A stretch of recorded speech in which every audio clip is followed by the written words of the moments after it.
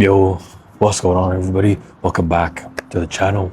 I hope everyone's doing well. Welcome to day 88 of reading 101 essays that will change the way you think.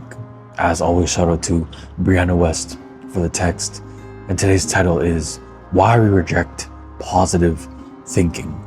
A large reason why people write off self-help or positive psychology as fluff is because of how impossible it seems to accomplish.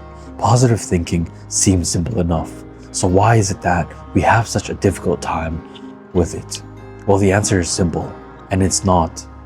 There's a lot of subconscious bias against positive thinking, and that accumulates after long periods of time, reinforcing your negative beliefs. To shift to a more positive mindset requires getting past that first period or angry disbelief. Here are a few other reasons why we reject positivity. Number one, we see it as naive. We falsely associate negative with depth, and so to be aware of the negative or to be unenthused, under-emotional, or passive is to be cool. This is why we think of the cool kids in school as not caring much. People will always see positive thinking or self-help as naive, I feel, because you feel like it's that glass half empty mindset. It's that now life is terrible, life is bad. Why are you trying to even better yourself? Why are you trying to better yourself when you don't know what the real world is like?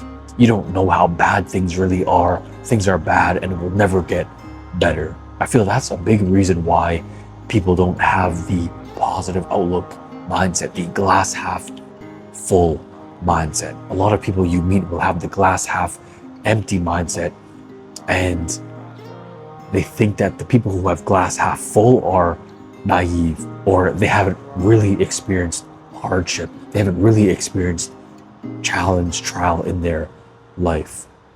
But we have to understand that if we don't have positive thinking in our lives, our life is what we create. Our life is how we think about it. And if we always think negatively, then that's how our life will be.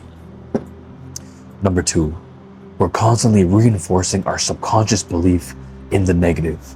The very nature of personal belief is that which experience has proven true to us. This is impossible, however, when we are subconsciously seeking out evidence to support the negative ideas we are constantly entertaining.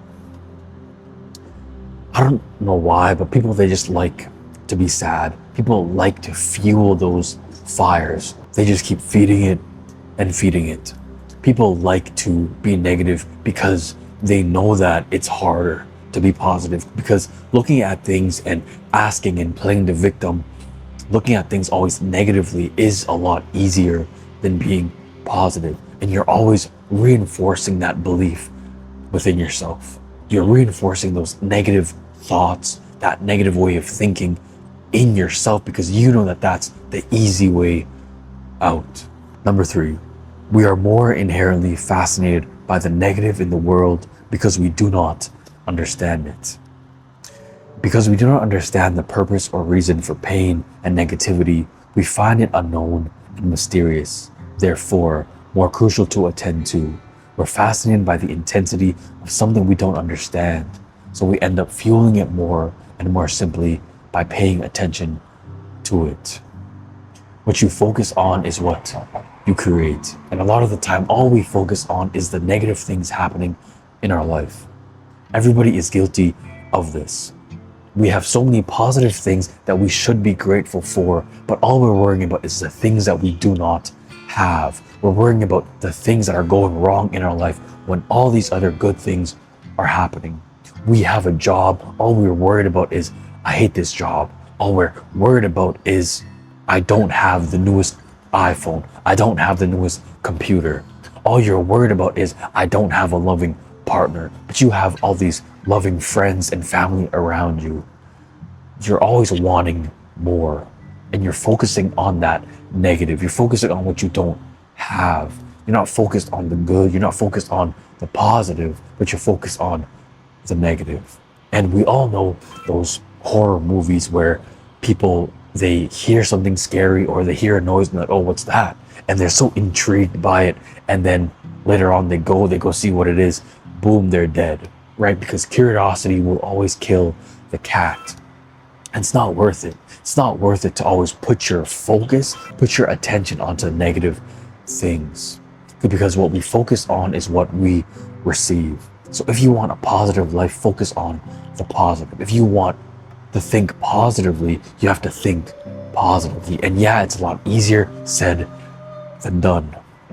But that's what you have to do. You have to intentionally be positive with your life. So tomorrow's title is The Philosophy of Non-Resistance, the difference between going with the flow and being a doormat.